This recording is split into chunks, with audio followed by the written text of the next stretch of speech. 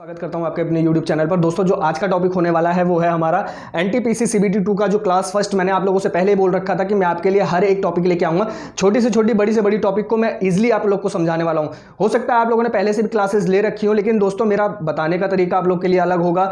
हो सकता है आप लोग को ज़्यादा सटीक समझ में आए। ठीक है दोस्तों, अगर वीडियो पर नए हैं तो प्लीज़ सब्सक्राइब कर लीजिएगा चैनल को और बेल आइकन जरूर प्रेस कर लीजिएगा। अब दोस्तों सबसे पहली चीज़, मैंने यहाँ पर कुछ चीज़ें पहले से लिख रखी है जो इसका बेसिक्स है। आप जब बेसिक समझ जाएंगे तो पूरा कॉन्सेप्ट समझ में आ जाएगा, आपको नंबर सिस्टम में कोई भी चीज छूटने वाली नहीं है। तो इसलिए मैं पहले बेसिक्स आपको समझा देता हूं। सबसे पहली चीज हमारी होती है अंक। अंक क्या है? तो किसी भी गणितीय, सबसे पहली चीज किसी भी गणितीय, अब संख्या जो होती है हमारी, किसी भी गणितीय संख्या को व्यक्त करने के लिए हम जो 9 नंबरों का प्रयोग करते हैं, पहले तो 9 नंबर वो हो गए, उसके बाद 0 ले लेते हैं, तो कितने अंक हो जाते हैं दोस्तों? 10 हो जाते हैं। तो 0 1 2 3 4 5 6 7 8 एंड 9, ये देखिए ये हमारे 10 अंक हो गए। जिन 10 अंकों का हम प्रयोग करते हैं वही क्या कहलाता है? अंक। अब देखिए अंक दो प्रकार के होते हैं। पहला क्या होता है हमारा? सार्थक, और दूसरा जो हमारा होता है वो होता है असार्थक। ठीक है, सार्थक और असार्थक में आप थोड़ा सा देख लीजिएगा कि अंतर क्या होता है। ये क्वेश्चन पुट अप कर देता है, बहुत बार पूछा गया है। अब यहां पर देखिए सार्थक होता क्या है, 1 से लेकर यानी 1 2 3 4 5 6 7 8 एंड 9, ये हमारे क्या हो गए? सार्थक। सिर्फ 0 एक ऐसा होता है जो हमारा क्या होता है? असार्थक अंक होता है। तो दोनों में यही अंतर होता है। ठीक है, अब आगे चलते हैं। आगे हमारा क्या है? प्राकृतिक संख्याएं यानी नेचुरल नंबर। अब नेचुरल नंबर में दोस्तों सबसे पहली चीज ये आती है कि नेचुरल नंबर है क्या। ठीक है, तो हम जिन 9 अंकों का, यानी कि नेचुरल नंबर में सबसे पहले 1 2 3 4 5 6 7 8 9, ये हमारा क्या हो गया? प्राकृतिक संख्या यानी नेचुरल नंबर हो गया। 0 को छोड़ करके जिन संख्याओं का प्रयोग करते हैं वो क्या हमारा क्या हो गया? नेचुरल नंबर हो गया। अब यहां पर कह रहे हैं पूर्ण संख्याएं क्या होती है, यानी होल नंबर। तो यहां पर 0 ऐड हो जाता है। तो 0 से लेकर के 9 तक जितनी भी संख्याएं होती हैं वो हमारा क्या कहलाएगा? होल नंबर कहलाएगा। यहां पर देखिए दोनों में अंतर क्या है, बस यहां पर 0 लग जाता है। अगर ये 0 हटा दिया जाए तो ये क्या बन जाएगी? प्राकृतिक संख्याएं बन जाएगी। और ये क्या है? पूर्ण संख्याएं हैं। तो हर एक प्राकृतिक संख्या क्या होती है? पूर्ण संख्या होती है। लेकिन हर एक पूर्ण संख्या प्राकृतिक संख्या नहीं हो सकती, इस चीज को नोट करके रखिएगा, ये क्वेश्चन पूछ देता है। अगला देखते हैं पूर्णांक। अब हमारा पूर्णांक क्या होता है? पूर्णांक जो है हमारा 2 प्रकार के होते हैं। मैं इस तरीके से आपको समझा देता हूं। सबसे पहली चीज हम यहां पे लिख लेते हैं पूर्णांक। पूर्णांक हमारे कितने प्रकार के होते हैं? 2 प्रकार के। अब एक होता है हमारा धनात्मक, ठीक है, और दूसरा हमारा होता है ऋणात्मक, यानी पॉजिटिव एंड नेगेटिव। अब पॉजिटिव एंड नेगेटिव यानी कि आप 0 मान लीजिए, हमारा क्या होता है? यहां उदासीन होता है। अगर आप बाएं साइड चलेंगे तो क्या हो गया? हमारा निगेटिव हो जाता है। क्या हो जाता है? निगेटिव। और दाहिने साइड चलेंगे तो हमारा क्या हो जाता है? पॉजिटिव हो जाता है। यहां पर मैंने पहले धनात्मक लिखा, ऋणात्मक, तो इसको ये मत समझ लीजिएगा। ये याद रखिएगा कि अगर मान के चलिए मैंने लिख दिया 5 -4 -3 -2 -1, उसके बाद डॉट डॉट 0 के बाद 1 2 3 4 5। अब देखिए यहां पर -5, ये तो हमारा क्या हो गया? ऋणात्मक पूर्णांक। अगर मैंने 5 ले लिया, ये क्या हो गया? धनात्मक पूर्णांक हो गया। ये दोनों चीजें आप हमेशा समझ के चलिएगा कि किस तरीके से हम इसको यूज कर सकते हैं। अगला है हमारा सम संख्याएं। अब देखिए दोस्तों, सम संख्याएं क्या होती हैं? ऐसी संख्याएं जो 2 से विभाजित होती हों वो क्या कहलाती हैं? सम संख्याएं कहलाती हैं। जैसे 2 4 6 8 10 डॉट डॉट डॉट। ठीक है दोस्तों, 2 4 6 8 10 यानी कि 2 से विभाजित होने वाली संख्याएं सम संख्याएं कहलाती हैं। और विषम संख्याएं क्या होंगी? जो 2 से विभाजित ना होती हो, यानी 1 3 5 7 9 11 13 डॉट डॉट डॉट। ये याद रखिएगा, सम और विषम दोनों अंतर है। 2 से विभाजित होने वाली हमारी क्या कहलाएगी? सम संख्या, और 2 से जो विभाजित नहीं होगी वो क्या कहलाएगी? विषम संख्या कहलाएगी। आगे चलते हैं। उसके बाद आता है हमारा भाज्य एवं अभाज्य। यहां पे समझने वाली बात है, भाज्य संख्याएं क्या होती हैं और अभाज्य। देखिए भाज्य संख्याएं और अभाज्य, पहली बात तो हम अभाज्य के बारे में बात कर लेते हैं। अभाज्य संख्याएं वे संख्याएं होती हैं जो खुद के अलावा किसी और से डिवाइड ना हो। जैसे क्या हो जाएगा? मान लीजिए अब यहां पर आप 2 भी ले सकते हैं, 3 भी ले सकते हैं। ये तो देखिए पहली चीज 1 अलग होता है। ठीक है, 1 से तो सारी संख्याएं विभाजित होती है, उसको छोड़ दीजिए। अब उसके बाद क्या होगा? 5 7, उसके बाद 11 13 17 23, ये सारी हमारी क्या है, अभाज्य संख्याएं हैं। ये खुद के अलावा किसी और नंबर से क्या होती हैं, डिवाइड नहीं होती है। देखिए 1 और खुद के अलावा 1 से सारी संख्या डिवाइड होती हैं। अब मैं कहूं भाज्य संख्याएं, भाज्य संख्याएं वे संख्याएं होती हैं जो खुद के अलावा दूसरे से भी विभाजित हो रही हो। इस चीज को आप समझ में हमेशा रखिएगा। अब कह रहे हैं परिमेय संख्या क्या होती है। परिमेय संख्या, ये टॉपिक बहुत अच्छा है, तो परिमेय संख्या के बारे में हम बात कर लेते हैं। परिमेय संख्या यानी रैशनल नंबर। अब देखिए परिमेय संख्या होती क्या है, जिसे हम p बटे क्यू के रूप में लिख सके। ऐसी संख्या जिसे हम p बटे क्यू के रूप में लिख सके, आप एक तरीके से कह सकते हैं भिन्न। ठीक है, परिमेय संख्या वे संख्याएं होती हैं जहां p बटे क्यू के रूप में आप लिख सके, जहां पर q 0 नहीं होना चाहिए। ये याद रखिएगा, p आपका 0 हो जाए चलेगा, लेकिन q 0 नहीं होना चाहिए। अब इसका कारण क्या है, अगर q 0 हो जाता है तो क्या होगा। अब यहां देखिए, मान लीजिए मैं q 0 कर लेता हूं, ठीक है, 1/0 में मान लेता हूं। ये सिर्फ मैं एग्जांपल के लिए आपको समझा रहा हूं। अगर मैंने यहां पे 1 को क्या मान q को मैंने क्या मान लिया 0, तो अगर आप डिवाइड करेंगे 0 1 जा 0, ठीक है, फिर उसके बाद 0 1 जा 0, तो यानी ये चलता रहेगा, कोई मतलब नहीं निकलने वाला, कोई आंसर नहीं निकलने वाला, इसलिए q 0 नहीं होना चाहिए। अब आगे देख लेते हैं।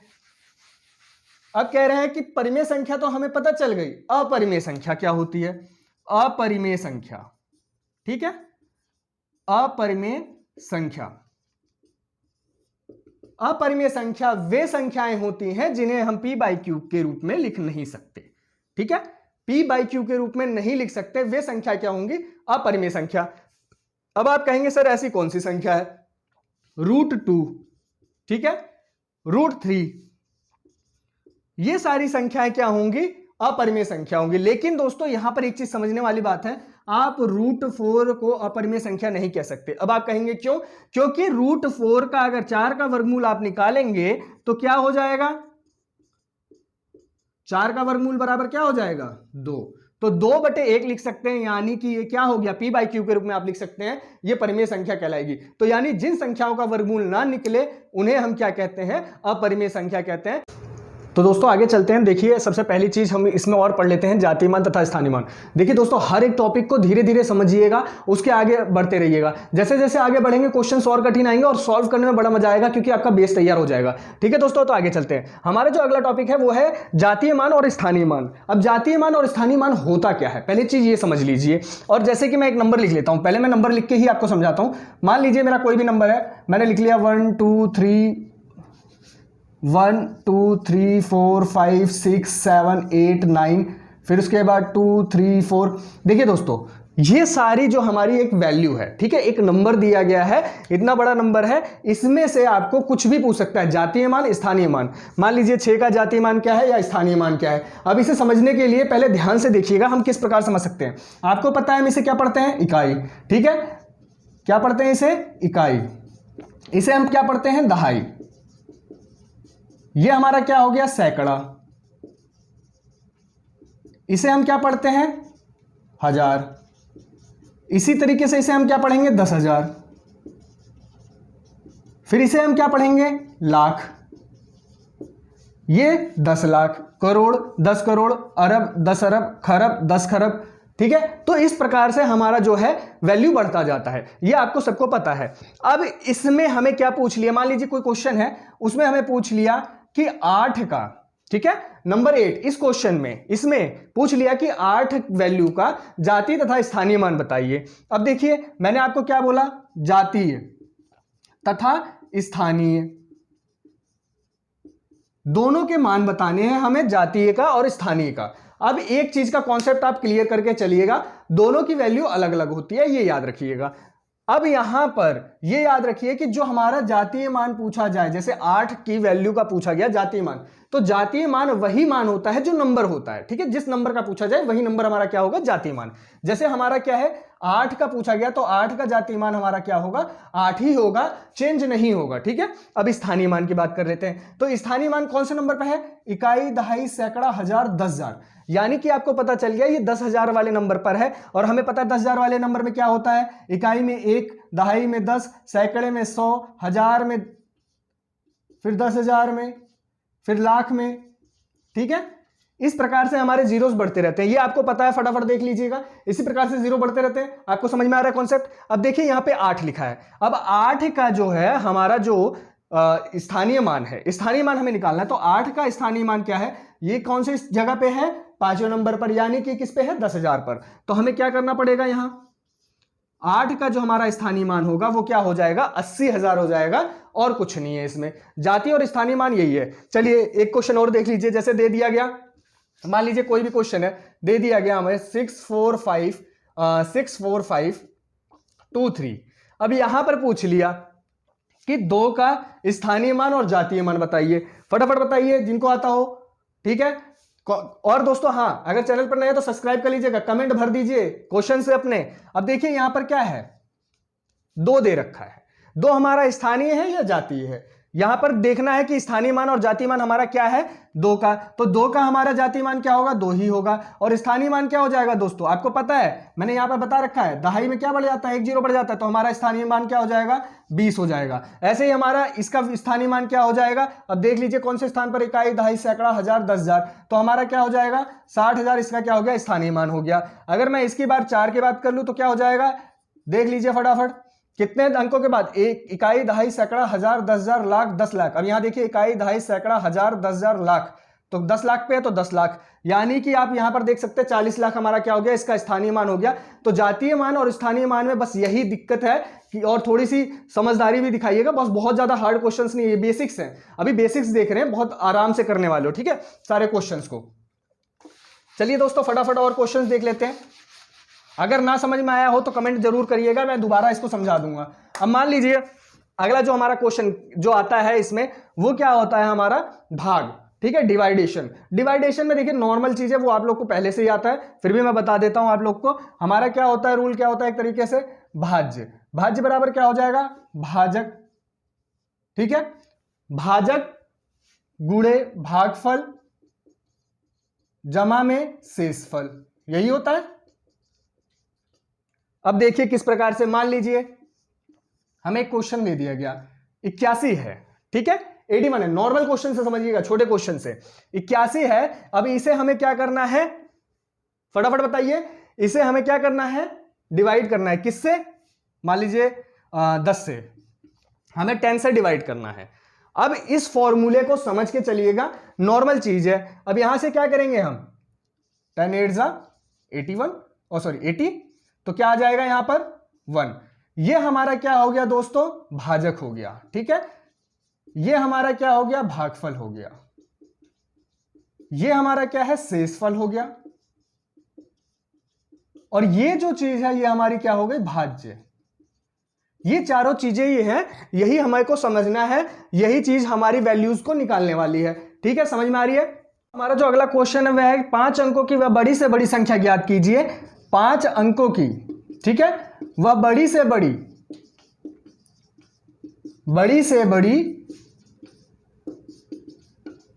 संख्या ज्ञात कीजिए जो 91 से पूर्णतः विभाजित हो जाए, पूर्णतया विभाजित हो जाए। अब देखिए यहां पर जो ऑप्शन है, देखिए मेरे पास लिखा हुआ है, ऑप्शन दे रखा है, क्या है, 92,130 ए। बी हमारा क्या है दोस्तों, फटाफट देख लीजिएगा, 99,210, और सी है हमारा 99,918, और जो हमारा डी है दोस्तों वो क्या है, 99,827। ये हमें ऑप्शन दिए गए हैं। कहा गया है 5 अंकों की वह बड़ी से बड़ी संख्या ज्ञात कीजिए जो 91 से पूर्णतः विभाजित हो जाए। अब देखिए सबसे पहली चीज यहां पर यह समझनी है कि 5 अंकों की सबसे बड़ी संख्या और छोटी संख्या क्या होती है। 5 अंकों की सबसे बड़ी संख्या क्या होती है दोस्तों, आप लोग को ये तो पता ही है क्या होती है, ठीक है, और सबसे बड़ी संख्या, ठीक है, तो हमें पता है 99,999 हमारी सबसे बड़ी संख्या है। अगर मैं इसको क्या करूं, 91 से डिवाइड करूं, मान लीजिए मैं 91 से क्या करता हूं, इससे डिवाइड करता हूं 91 से, तो क्या हो जाएगा, 91 1 91। अब यहां पर क्या बचेगा, 8 9, ठीक है, 8 बचा, फिर उसके बाद क्या आ गया हमारा दोस्तों, 9 आ गया। अब यहां पर हम क्या करेंगे, 0 बढ़ाएंगे तभी तो 9 उतरेगा, फिर उसके बाद क्या आ जाएगा, अब देखिए यहां पर फटाफट मल्टीप्लाई करिए, फटाफट करिए दोस्तों, देखिए क्या आता है। तो 91 9 अगर वैसे नहीं समझ में आ रहा तो आप यहां पे मल्टीप्लाई कर सकते हैं, ठीक है। 8 1 8, 8 9 क्या हो जाएगा 72, तो क्या आ जाएगा यहां पर 728। अब देखिए यहां पे मैं क्या कर लेता हूं 9 ले लेते हैं, तो क्या हो जाएगा 819, ठीक है, क्योंकि 10 तो 910 हो जाएगा, तो यहां पर क्या हो जाएगा 9 आ जाएगा, यानी कि क्या हो जाएगा आपका 9 में से 9 गया 0, 9 में से 1 गया 8, 8 में से 0, अब इसको हम उतार लेते हैं 9, ये हमारा आ गया 809, ठीक है। अब यहां पे आपको पता है कि हम अगर 9 लेते हैं यहां पर तो क्या होगा 819 यानी ज्यादा हो जाएगा, हम यहां पे क्या लेंगे 8 लेंगे, तो अगर आप 8 ले लेते हो तो क्या हो जाएगा 728। अब यहां पर देखिए फटाफट कर लेते हैं, 9 में से 8 गए 1, अब यहां पर 10 में से 2 गए 8 और यहां 0, तो यानी कि दोस्तों सबसे पहली चीज क्या आ गई कि ये क्या कह रहे हैं 5 अंकों की सबसे बड़ी से बड़ी संख्या ज्ञात कीजिए। बड़ी संख्या तो हमारी ये थी, ठीक है। अगर मैं यहां पर 99,999 में 81 घटा देता हूं, क्योंकि 81 शेषफल आ रहा है हमारा, तो क्या आ जाएगा 99,918 हमारी क्या है सबसे बड़ी संख्या है जो 91 से पूर्णतः विभाजित होती है। अब क्या ये ऑप्शन में है? जी हां है, तो हमारा ऑप्शन सी क्या हो जाएगा सही हो जाएगा। थोड़ी सी दिक्कत आ रही है दोस्तों, अगर आपको दिक्कत अभी भी आ रही है तो उस चीज के बारे में कमेंट कीजिए, ठीक है। मैं आप लोग के कमेंट पिक करता हूं, ये तो आपको पहले से ही पता है, चाहे किसी भी चीज के बारे में हो, मैं कोशिश करता हूं आपको समझ में आए। अगर मान लीजिए मेरे को कह दिया गया कि कोई भी संख्या है उसका भागफल दे दिया गया, भागफल हमारा क्या है 972 है, ठीक है, हमारा भागफल क्या है 972 है, शेषफल हमें दे दिया गया, शेषफल हमारा क्या है 3 है, भागफल 972 है, शेषफल हमारा 3 है, और जो हमारा भाजक है, जो भाजक है हमारा वो क्या है 18 है, भाजक हमारा 18 है या फिर 10 मान लीजिए, ठीक है। आपको क्वेश्चन समझना जितना आसान होगा उतनी जल्दी समझ में आएगा। अब इसके बाद आपको क्या करना है, यहां पर पूछ लिया जाएगा कि भाज्य बताइए, भाज्य होता क्या है। तो अभी मैंने फॉर्मूला बताया था, भाज्य बराबर होता है भागफल गुणे में से भागफल गुणे भाजक जमा में शेषफल, ये बताया था। अब आगे देखिए फटाफट, तो भाज्य बराबर हमारा क्या हो जाएगा। अब यहां पर एक चीज समझने वाली बात क्या है कि हमें क्या दिया गया है भाजक दिया है, और भाजक का गुणा हम किससे करते हैं भागफल से, यानी भाजक मल्टीप्लाई भागफल जमा में शेषफल, यही चीज हम करते हैं प्रोसेस में। चलिए फटाफट कर लेते हैं, इन दोनों का हमें मल्टीप्लाई करना है, यानी 972 मल्टीप्लाई 10 जमा में क्या आ गया शेषफल हमारा 3। अब देखिए क्या आ जाएगा, ये है, उसके बाद क्या आ जाएगा दोस्तों 9723, तो हमारा जो है भाज्य बराबर क्या आ जाएगा, ये आ जाएगा। सिंपल क्वेश्चन है, इससे ज्यादा हार्ड नहीं पूछने वाला, ठीक है। अब हार्ड की तरफ जो हम धीरे धीरे बढ़ने वाले हैं, जैसे जैसे आप हार्ड की तरफ बढ़ेंगे वैसे वैसे कॉन्सेप्ट और जल्दी जल्दी क्लियर होगा। चलिए और क्वेश्चन समझ लेते हैं। मान लीजिए हमें दे दिया गया भाज्य, हमें क्या दे दिया गया है भाज्य दे दिया गया है। अगर मेरे को भाज्य दे दिया गया है तो मेरे को निकालना क्या है, अब भाज्य बराबर मेरे को दे दिया गया है 728, ठीक है।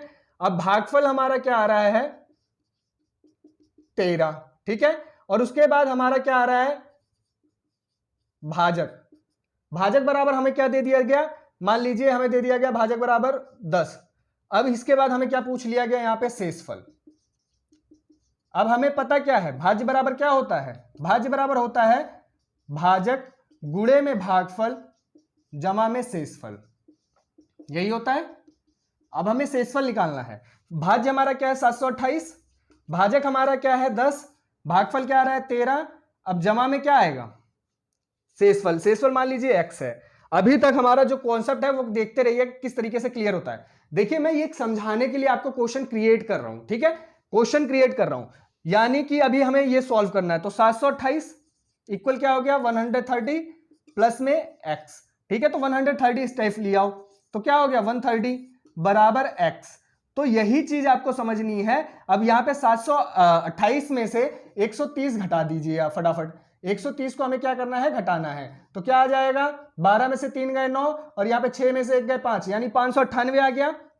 x बराबर हमारा क्या आ गया 598, समझ में आ रहा है दोस्तों 598, यहीं पे चीजें समझनी है, यहीं पे कॉन्सेप्ट क्लियर करना है। अब आपको पता है कि ये शेषफल तो बचेगा नहीं, क्योंकि शेषफल हमेशा हमारा क्या होता है, वो होता किससे कम है, हमेशा भाजक से कम होना चाहिए। यानी कि जो क्वेश्चन पुटअप किया गया था वो पूरा कंप्लीट नहीं था। लेकिन अगर आपके ऑप्शन में 598 दिया हो, ऐसे भी क्वेश्चन पुटअप करते हैं, इसीलिए मैं ये समझा रहा हूं, अगर 598 दिया हो तो आप वहां पे टिक कर दीजिएगा, आपका आंसर बहुत जल्दी सही कर दिया जाएगा।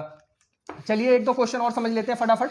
बहुत ज्यादा इजी क्वेश्चंस हैं और इन क्वेश्चनों को आपको चुटकियों में सॉल्व करना है। अब मान लीजिए मेरे को दे दिया गया है, क्या दे दिया गया, भाज्य। भाज्य बराबर दे दिया गया 698, शेषफल भी दे दिया गया मुझे, शेषफल बराबर दे दिया गया 7, और क्या दे दिया गया है दोस्तों मुझे, भागफल। भागफल बराबर दे दिया गया है क्या, मान लीजिए 25, क्या दे दिया गया, 25 दे दिया गया मेरे को, भागफल दे दिया गया है। अब यहां पे क्या पूछ रहा है, भाजक क्या होता है, भाजक। भाजक के बारे में थोड़ा क्लियरली बताइए। तो हमें पता है भाज्य बराबर क्या होता है, फटाफट आप बताइए क्या होता है, भाजक गुणे में भागफल जमा में शेषफल, यही होता है। अब देखिए भाजक हमारा क्या है, यहां पर यही चीज समझनी है, भाज्य हमारा क्या है 698, भाजक हमें निकालना है, तो भाजन हम मान लेते हैं, भाजक हमारा x हो गया, और भागफल हमारा क्या है, भागफल ध्यान दीजिएगा 25 यानी 25 आ रहा है, और शेषफल हमारा क्या है दोस्तों 7। ये चीजें थोड़ा सा क्लियरली समझिएगा। हमारा जो शेषफल है वो क्या आ रहा है दोस्तों, 7 आ रहा है। अब यहां पर हमें इसको सॉल्व करना है, तो 698 माइनस 7 इक्वल क्या आ गया 25x। इसमें से 7 को आपको घटाना है, तो क्या आ जाएगा 1691 बराबर 25x। तो x बराबर क्या आ जाएगा 691 डिवाइडेड बाई 25। अब यहां पर देखिए, यहां पर आप कहेंगे सर कि पूरा नंबर नहीं आ रहा है। देखिए नंबर की बात नहीं है, वहां पे हो सकता है पॉइंट्स में भी क्वेश्चंस दिए हों, ठीक है। इस चीज को आप समझिएगा, हर चीज को हर तरीके से समझिएगा। तो यहां पे आपकी x की वैल्यू आ जाएगी जब आप इसको डिवाइड कर लेंगे। इतना समझ में आ रहा है आपको दोस्तों। तो मिलते हैं दोस्तों अगली वीडियो में, इसके आगे के जो क्वेश्चंस हैं। अभी देखिए नंबर सिस्टम खत्म नहीं हुआ है, मैंने आपको क्या कहा, मैं हर एक पॉइंट को आराम आराम से समझाऊंगा, आपके पूरे कॉन्सेप्ट को क्लियर करूंगा, ठीक है। तो अभी नंबर सिस्टम के जो सेकंड पार्ट है वो अगली वीडियो में बताने वाला हूं। हार्ड से हार्ड क्वेश्चन आने वाले, धीरे धीरे आप बढ़ते जाइएगा, ठीक है। उसके बाद आपको समझ में आने वाला है। और वीडियो पर नए हैं तो प्लीज सब्सक्राइब कर लीजिएगा चैनल को, और बेल आइकन जरूर प्रेस कर लीजिएगा ताकि मैं जो वीडियो बनाऊं आपके पास पहुंच जाए। और दूसरी चीज दोस्तों, आपके लिए हर दूसरे दिन मैं क्या लेके आता हूं, Q&A लेके आता हूं। कोशिश करूंगा जारी रखूं, अगर टाइम नहीं मिलता पढ़ाने के चक्कर में तो तीसरे या चौथे दिन Q&A आ जाएगा, उसकी टेंशन मत लीजिएगा। जरूरी नहीं है कि एनटीपीसी को लेकर ही Q&A हो, बहुत सारी चीजें होती हैं, आप लोग के अदरवाइज क्वेश्चन भी होते हैं, उन क्वेश्चनों के भी जवाब देने की कोशिश करूंगा। तो दोस्तों हमेशा की तरह मिलते हैं अगली वीडियो में। जय हिंद, जय भारत।